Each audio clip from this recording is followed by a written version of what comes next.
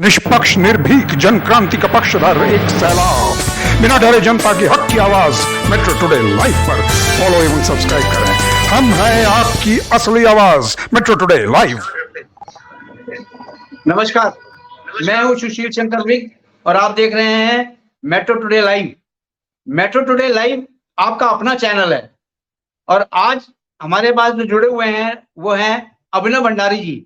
अभिनव भंडारी जी जो हैं वो जयपुर से हैं, कांग्रेस के प्रवक्ता हैं और साथ में जुड़े हुए हैं वासुदेव बरवानी जी जो कि एक 15 ईयर से कांग्रेस के स्पोक्स पर्सन हैं और बहुत ही रिच एक्सपीरियंस है इनका।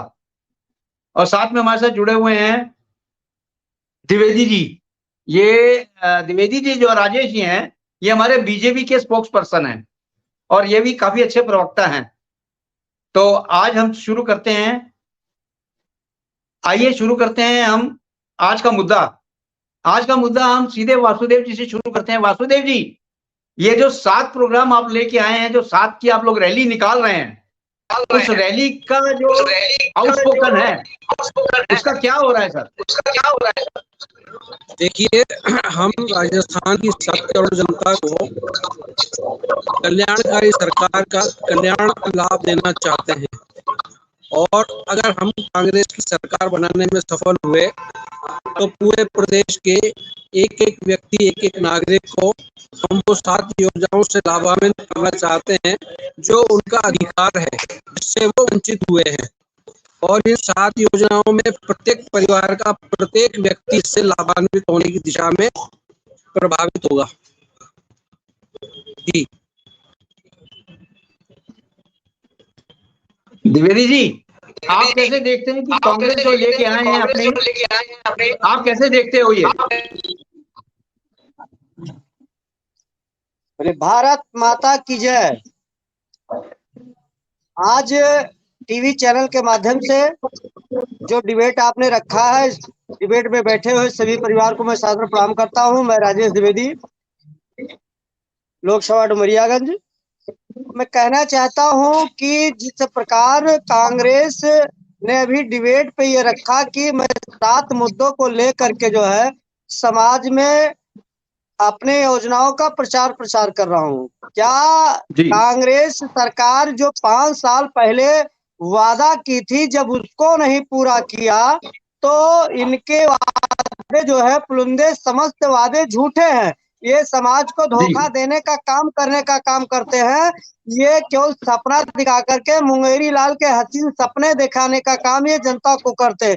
जनता इनके बहकावे में आने वाली नहीं है और भारतीय जनता पार्टी की सरकार राजस्थान में बनने जा रही है। राष्ट्रवाद के मुद्दे पे, विकास के मुद्दे पे यदि कोई आज भारत देश की जनता विश्वास करती है तो वो भारत देश के सभी प्रधानमंत्री माननीय श्री नरेंद्र मोदी पे करती है और हमारे भारतीय जनता पार्टी के वरिष्ठ नेताओं पे करने का काम करती है। भारतीय जनता पार्टी का ये काम है कि विकास के लिए कहती नहीं, करती है, और ये कहते हैं, कार्य नहीं करते। ठीक, अभी हमारे साथ जुड़ गए हैं शांतनु बैनर्जी जो कि जयपुर से हैं और साथ में जुड़े हैं बीजेपी के प्रवक्ता अब्दुल मलिक जी। अब्दुल मलिक जी और शांतनु जी, आपका स्वागत है मेट्रो टुडे लाइव में। तो शांतनु जी, आप ये बताएं कि जिस तरह से कांग्रेस अपना प्रचार और प्रसार लेके चल रही है 7 मुद्दों को, ये 7 मुद्दे काफी रोचक लग रहे हैं। जो लोग यहाँ पे हैं उनको बहुत अच्छा लग रहा है। हो सकता है सरकार रिपीट कर जाए, इसमें आपकी क्या है राय शांतनु जी? जो 7 मुद्दे हैं वो मेरे ख्याल से अलग अलग पक्षों को देखते हुए हैं। पक्ष मतलब इसमें स्वास्थ्य है, इसमें रोजगार है, इसमें युवकों के संबंधित है, इसमें गृहिणियों से संबंधित है। तो इस तरह की जो 7 इन्होंने मुद्दे रखे हैं वो करीब करीब जितने भी समाज के जितने भी लोग हैं उनको सबको ये छूता हुआ है। और अगर ये इस तरह से रहा, अगर ये अपने कथन के ऊपर अगर ये रहे सही, तो निश्चित रूप से इनके पास एक कुछ मुद्दा तो है। वो मुद्दा मेरे को दूसरे अन्य पार्टी में जो अभी तक नजर नहीं आया है, इनमें कुछ मुद्दा तो है, किसी मुद्दे पर तो है ये, वो मुद्दा सबको छूता हुआ है। तो निश्चित रूप से अच्छा चुनाव होना चाहिए। देखते हैं आगे चल के तो क्या होता है। कांग्रेस झूठों की पुलिंदा। अभिनव जी, अभिनव जी, आपको मेरी आवाज आ रही है? अभिनव जी, आप ये बताएं कि कांग्रेस ने जो इस समय जो अपने 7 मुद्दे लेके चल रही है, तो इसको देर में क्यों लॉन्च किया? इसको शुरू में ही क्यों नहीं लेके आ गए ये? क्या इंतजार कर रहे थे कि बीजेपी भी कोई अपना पिटारा खोले? रही है मेरी? सर आवाज आ रही है? हाँ सर, आ रही है, बोलिए। हाँ सर, मैं यह बताना चाह रहा हूँ सर कि बाद में लेकर आए, जल्दी लेकर आए, पर बात तो यह है कि कम से कम लेकर तो आए, कि कम से कम जनता को राहत देने के लिए कुछ तो किया। हमने सर शुरू से राहत कैंप लगाया, सारा डाटा कलेक्ट किया, उसके बाद कोई स्कीम लाई जाती है कि जनता को किस चीज की आवश्यकता है और क्या देने जी। से गरीब जनता के लिए कल्याणकारी होगा, उनको राहत मिलेगी। तो इस प्रकार से सर जी। सारा डाटा कलेक्ट करके, सर्वे करके, इस प्रकार से हम ये स्कीम लेकर के आए। और ये 7 मुद्दे जो बहुत आवश्यक है आज की तारीख में, 7 योजनाएं लेकर के आए हैं। वासुदेव, ये 7 में से सबसे बर्निंग मुद्दा कौन सा है? परिवार को गैस का सिलेंडर, राजस्थान में 1 करोड़ 4 लाख परिवारों को गैस का कनेक्शन जो है सब इस्तेमाल करते हैं और हर परिवार इससे प्रभावित होने वाला है। 500 रुपए में सिलेंडर आने वाली कांग्रेस की सरकार गहलोत जी के नेतृत्व में प्रत्येक परिवार को 500 रुपए का देगी, जो हर परिवार इससे प्रभावित होगा। सबसे ज्वलंत चीज तो ये है। फिर उसके बाद कैटेगरी बना के आप देख सकते हैं, अगर किसी के परिवार में बच्चा 12वीं के बाद हायर एजुकेशन पे जा रहा है तो उसे लैपटॉप देंगे। इसके अलावा कोई भी महिला सिलेंडर जब मुखिया जो आपकी है, सरकार थी तो सिलेंडर लोग हाँ बोलिए, आप बीच में बोल लो तो हम भी आपके बीच में बोलेंगे, या तो सुन लो या सुना दो, मैं तैयार हूँ उसके लिए, मेरे कोई दिक्कत नहीं है उसमें। आप बोलिए, बीच में बोलिए, आप जवाब पूरा करने दो, यहाँ सुन लो आप। मैं ये कहना चाहता हूँ कि राजस्थान की 7 करोड़ जनता को सिलेंडर का सीधा सीधा लाभ मिलने वाला है। 500 रुपए में हम सिलेंडर देने जा रहे हैं। दूसरा, प्रत्येक महिला को, जो महिला मुखिया है जिसका जनाधार राजस्थान में बना हुआ है, उसे प्रतिवर्ष हम 10,000 रुपए देने जा रहे हैं। ग्रामीण क्षेत्रों की बात करें तो जो पशुओं से दूध का उत्पादन होता है, उसके अलावा जो उसका गोबर, गोधन कह सकते हैं या किसी और रूप में कह सकते हैं, वो जो वेस्टेज जाता है, सरकार उसको खरीद के और खाद बनाने के रूप में इस्तेमाल करेगी। अगर उसके बाद भी ज्यादा अगर वो होता है तो गोकास्ट बना के हम शमशान घाटों में उसका इस्तेमाल करके और लकड़ी कटने से बचाने की दिशा में हम ये काम करेंगे। और इसके अलावा मैं बताना चाहता हूँ आपको, प्रत्येक बच्चे को राजस्थान की एजुकेशन अपग्रेड करने की दिशा में प्रत्येक बच्चे को इंग्लिश मीडियम में हम पढ़ाने की व्यवस्था करेंगे। राइट ऑफ एजुकेशन राजस्थान की सरकार ने दिया हुआ है, कानून बना हुआ है, उसका कोई शुल्क किसी परिवार से नहीं लिया जाएगा। निःशुल्क शिक्षा इंग्लिश मीडियम के माध्यम से दी जाएगी। तो आने वाले समय में राजस्थान पूरे देश में शिक्षा के क्षेत्र में अग्रणी होने जा रहा है। ये विजन है हमारा अशोक गहलोत की सरकार का। इसके अलावा मैं आपको बताना चाहता हूँ आपदा प्रबंधन। अगर किसी राजस्थान के व्यक्ति की अचानक से आकस्मिक निधन हो जाता है, कोई आपदा हो जाती है, तो उस आपदा में हम 15 लाख रुपए का उसका मुआवजा प्रत्येक व्यक्ति को देने जा रहे हैं। ये विजन लेके आए। जी आवाज आ रही है? आवाज नहीं आ रही है। अभिल जी, ये जो 7 मुद्दे लेके आए हैं कांग्रेस वाले, ये 7 मुद्दे इनके ज्वलनशील हैं। आपकी क्या रिएक्शन है इन 7 मुद्दे पे?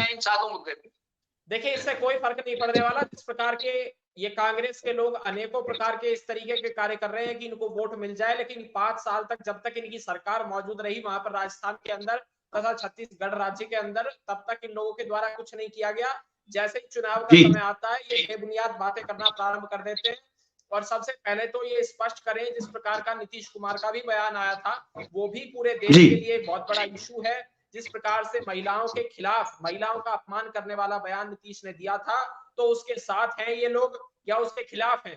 पहले तो इनको ये स्पष्ट कर देना चाहिए कांग्रेस के लोगों को, क्योंकि इनका भी गठबंधन वहां पर मौजूद है।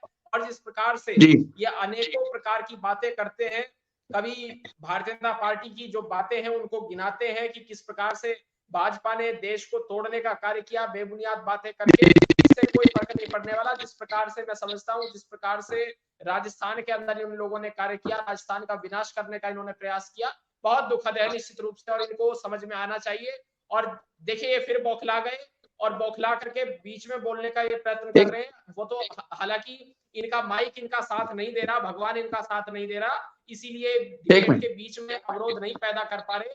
नहीं तो ये चाहते हैं कि सच को सामने ना रखा जाए, सच को बोला ना जाए, सच पता ना चल जाए। ये सच से बहुत डरते हैं और जिस प्रकार के ये लोग कार्य कर रहे हैं बहुत दुखद है।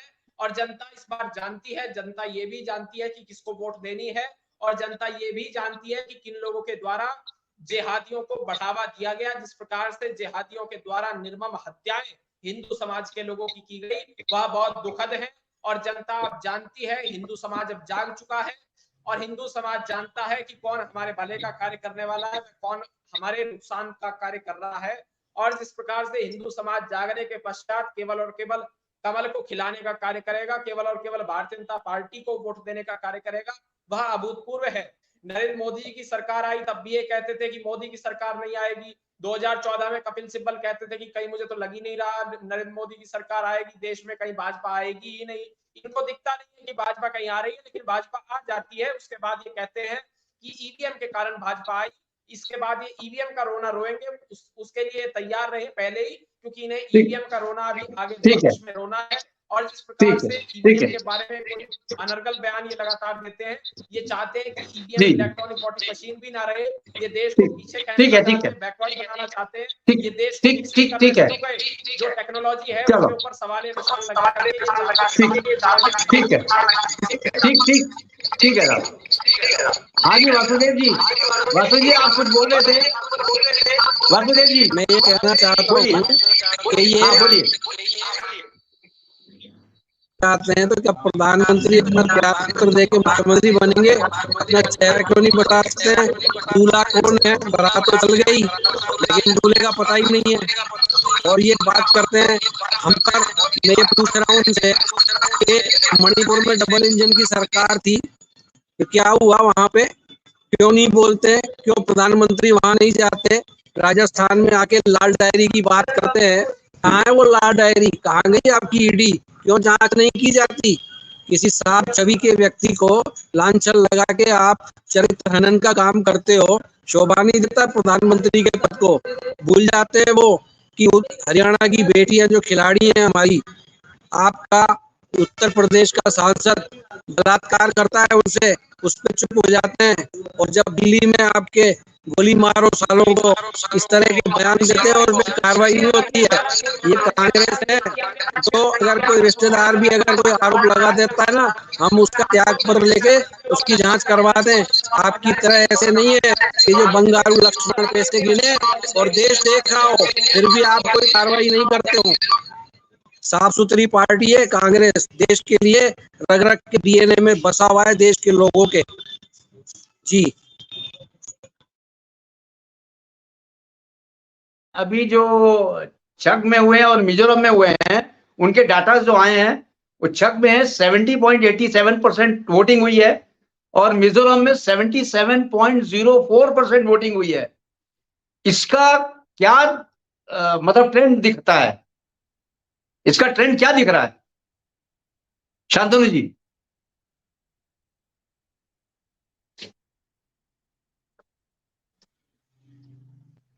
शांतनु जी,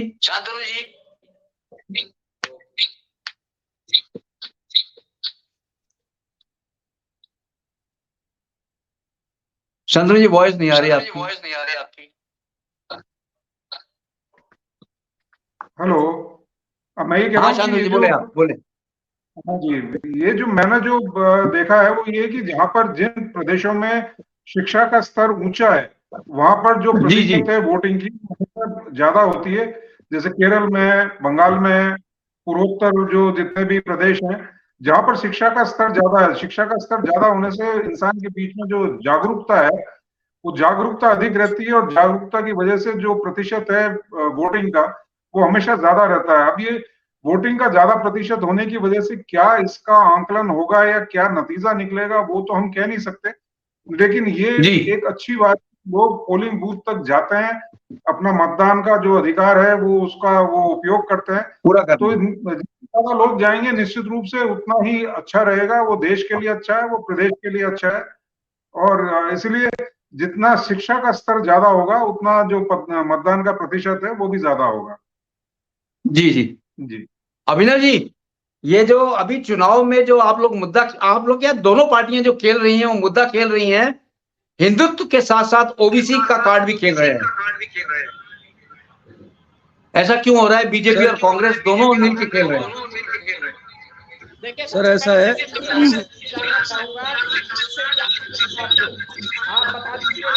सर ऐसा है, खेल का तो पता नहीं सर, परंतु हर समाज का रिप्रेजेंटेशन होना चाहिए, और यदि उसके लिए अगर कोई सरकार कुछ कर रही है तो वो अच्छा ही है।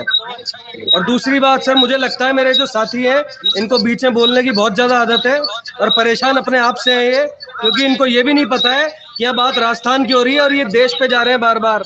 अरे भाई साहब, ये राजस्थान की बात हो रही है, राजस्थान में आ जाओ आप। राजस्थान के अंदर या राजस्थान में आपके मालवीय नगर के अंदर इनसे भ्रष्ट विधायक कोई आज तक नहीं रहा, जिनके सैकड़ों वीडियो यूट्यूब पर मौजूद है। थोड़ा सा देखो और थोड़ा शांति रखो। आपके पास ना हिंदू मुसलमान के अलावा कुछ बात करने के लिए नहीं है। जब आज से चौथाई महंगाई थी तब आप लोग तालियां पीटते थे, बहुत हुई महंगाई की मार। अब की बार मोदी सरकार, अब क्या हो गया आपको? अब महंगाई दिख नहीं रही है। जब महंगाई 4 गुना बढ़ चुकी है तो आप भूल गए क्या कि महंगाई क्या होती है? फालतू के मुद्दों पर जाते हैं आप। मंदिर, मस्जिद, हिंदू मुसलमान, इसके अलावा कोई काम आपको नहीं है। ये नहीं कि कोई ढंग की बात पे, विकास की बात पे, देश के गरीब व्यक्ति, जो गरीब स्तर के लोग हैं, उनको उठाने के लिए, उनके उत्थान के लिए बात करें। ये ऐसी फालतू की बातें आप लोग करते हैं यहाँ पर।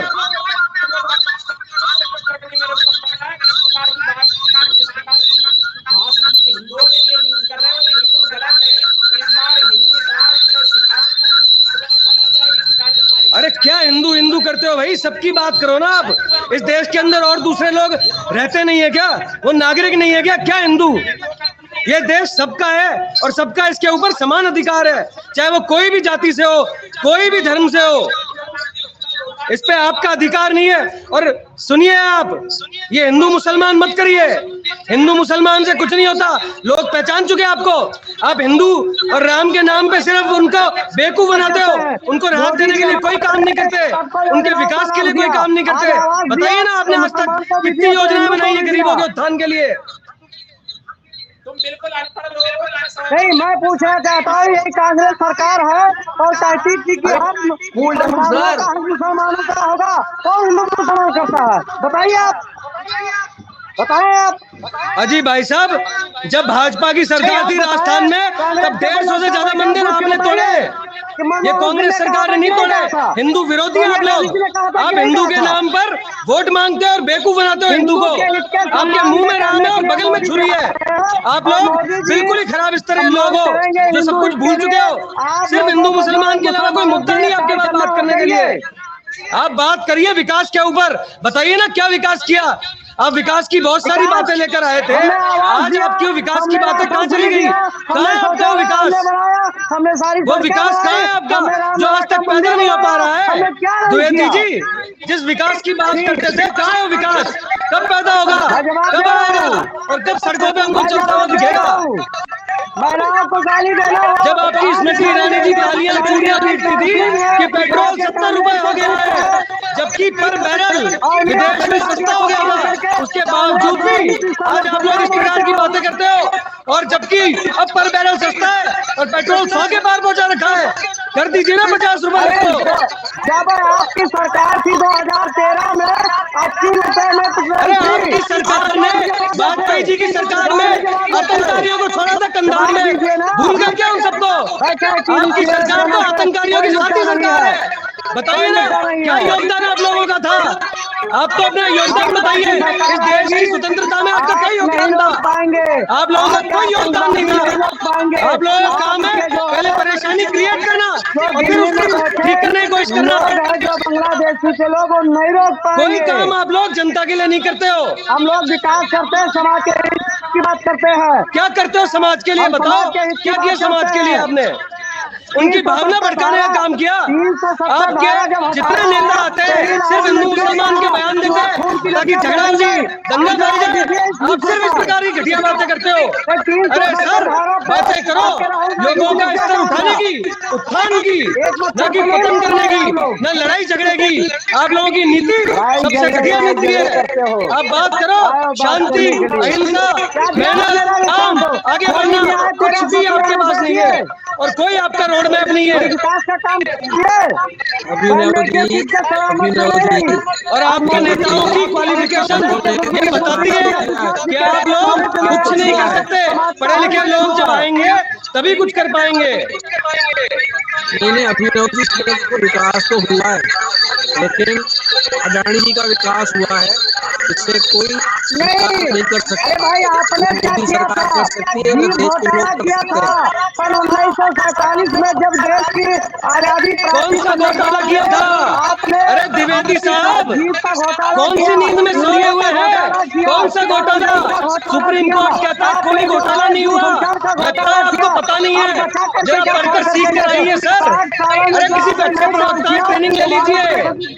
अरे थोड़ा दिन यूपी जाइए, आपको वापस से याद आ जाएगा कि क्या होता है। परिवार का जो है अरे कौन सा घोटाला भाई? अरे सुप्रीम कोर्ट ने बोला कोई घोटाला नहीं हुआ है। आपने क्या नींद में है क्या? अरे जागे नहीं आप तक? भारत के दूसरे प्रधानमंत्री नरेंद्र मोदी जी देते हैं, उसका लाभ जो सबको मिल रहा। गैस सिलेंडर जो है फ्री महिलाओं को जो है दिया जाता है। आपने क्या योजना लॉन्च किया? हमने जो भी करना था जन कल्याणकारी योजना लॉन्च कर दिया। आप 10 साल से केंद्र में बैठे, क्या किया भाई? बर्बाद किया लोगों को।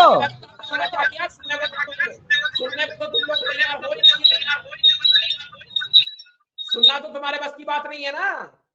मैं बताने के लिए तैयार हूं क्या किया भाजपा की सरकार में। स्वच्छ भारत अभियान किसने चलाया था?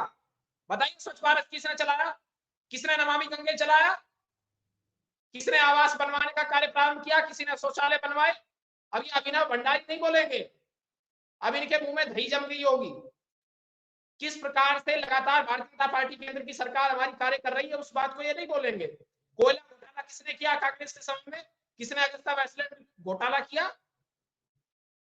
ये आकाश से लेकर पाताल तक सब कुछ लूट कर खा गए, उसके बाद ये बोलते हैं कि हमारी सरकार ने कार्य किए।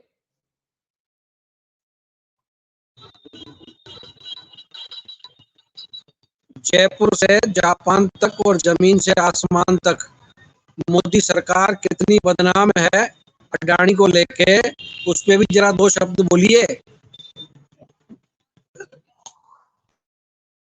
अडानी अंबानी के सिवा तुम्हें कुछ मिलता है? समस्या तो तुम्हारे साथ यही है। तुम्हारा नेता मिलता है ना। अडानी के अलावा और बताता हूँ मैं आपको, नीरव मोदी है, माल्या है, नीरव मोदी भी है, माल्या भी है, और एक दर्जन नाम सुनाऊं आपको अगर भूल रहे हो तो।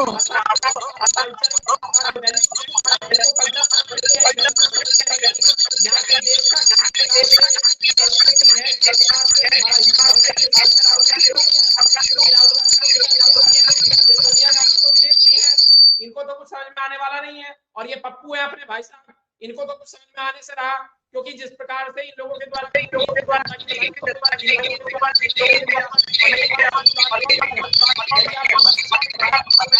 ये जो आप कह रहे हो ना राहुल गांधी पप्पू है, वो पप्पू नहीं है, वो मोदी का पप्पा है। अब भारत जोड़ो यात्रा निकली और देश उसके साथ पीछे चल रहा था, तो वो मोदी सरकार का पप्पा बन गया है अब।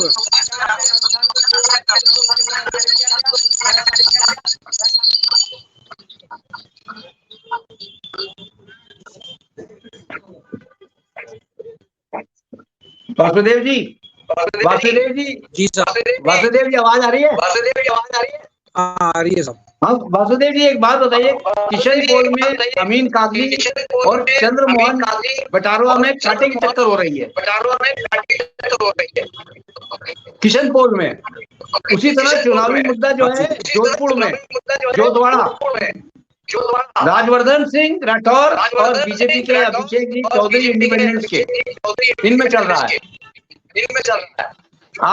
आप कैसे देखते हो इनको? देखिए जो धरातल पे जिन लोगों ने इलाके में काम नहीं किया, चाहे वो चंद्रमोहन बटवाड़ा की बात करो, चाहे जोटवाड़ा के प्रत्याशी की बात करो, ये 5 साल कहीं थे नहीं और अब ये पता नहीं कहां से उत्पन्न होके आ गए हैं और जाके सेवा के नाम पे आना चाहते हैं। अमीन कागजी ने पिछले 5 साल किशनपुर की सेवा की, जनता की बड़ी बेहतर तरीके से सेवा की है और हम इस मुद्दे पे चुनाव में आए हैं सेवा के नाम पे और भारी भरकम बहुमत के साथ हम दोनों क्षेत्रों को जीतने वाले हैं। जी जी जी जी। शांतनु जी, जयपुर में अभी तक जो हमारे जो वोटर थे वो 50.95 लाख थे। अब मतदाता एक माह में 48.143 बढ़ गए। इतने नए मतदाता आए हैं कि नए जो मतदाता वोट करेंगे, अब आप देखो कहां से कहां जाएगी संस्था। सबसे पहला तो ये कि माइक में बहुत ज्यादा डिस्टरबेंस आ रहा है, बहुत इको हो रही है, आवाज भर्रा रही है, आपकी बात साफ सुनाई में नहीं आ रही है, आवाज बहुत ज्यादा गड़बड़ हो रही है। वोटर्स बहुत बड़े हैं और जो नए वोटर्स हैं उनको केवल एक ही मुद्दा चाहिए, विकास। और विकास के नाम पे जो कांग्रेस ने किया है वो बहुत ही बेहतरीन काम किया है, विकास। लेकिन जो नए मुद्दे लेके आए हैं, जो नए लोग आए हुए हैं, वो ये चाहते हैं कि विकास भी हो और उनको एक अच्छी सरकार मिले। तो अच्छी सरकार के लिए और विकास के लिए, दोनों विकास के लिए आप देखो तो एक दूसरी पार्टी खड़ी है और अच्छी सरकार के लिए एक दूसरी पार्टी खड़ी है। तो ये दोनों पार्टियों के साथ जो टक्कर है वो तगड़ी टक्कर है। अब ये देखना ये है कि ये लोग कैसे आगे निकलते हैं, क्योंकि नए जो वोटर्स हैं ये लोग डेफिनेटली किसी भी प्रत्याशी का अपना जो स्तर है उसको नाप के ही वोट देंगे। शांतनु जी, आमतौर से ये देखा गया है कि एक नया वोटर और एक परिपक्व वोटर में, दोनों के सोच में बहुत फर्क होता है। जो परिपक्व वोटर होता है वो ये सारी चीजें ध्यान में रखता है कि जो प्रदेश है उसका विकास कैसे होगा, जो मुद्दे वहां के स्थानीय उस पर किस तरह से काम होगा, ये सारे देखते हुए परिपक्व जो है वो वोट देता है। जो नया वोटर है वो आमतौर से भेड़ चाल में चलता है, उसको इन चीजों से मतलब नहीं है जी। सबसे पहले तो वो इसी लहर में रहता है कि मैं जवान हूँ, तो जवान खून का जो जोश है, वो जवान खून का जोश और एक परिपक्व विचार के व्यक्ति में, दोनों के सोच में बहुत फर्क है। तो इस सोच के हिसाब से अगर देखा जाए तो अच्छी सरकार और एक ऐसी सरकार जिसके पास कोई ध्येय है, लक्ष्य है, अगर वो होगा तो निश्चित रूप से प्रदेश का फायदा होगा। ये चाहे नया वोटर हो चाहे परिपक्व वोटर हो, उसको ये ध्यान में रखना चाहिए कि प्रदेश का जो विकास है वो किस पर होगा, ये सोच के वो वोट करे तो ज्यादा अच्छा। जी, आप सबका धन्यवाद आने के लिए। लेकिन सर, मेट्रो टुडे की तरफ से मैं एक चीज बोलना चाहूंगा, अपील करना चाहूंगा कि वोटर्स को कि आप लोग आए और वोट जरूर करें, क्योंकि आपका अधिकार है वोट करना। वोट जरूर करें। ये 25 नवंबर को जो राजस्थान में होगा वोट, डेफिनेटली उसमें वोट करें। नए लोगों के लिए और पुराने लोगों के लिए, सबके लिए अपील है, ये जागरूकता अपील है कि आप लोग आए, अपना वोट डेफिनेटली दें, क्योंकि ये बहुत ही मुश्किल से टाइम आता है और अच्छी सरकार बनाने का भी टाइम आया है। एक वोट की कीमत आप समझें, वोट की कीमत बहुत होती है। धन्यवाद।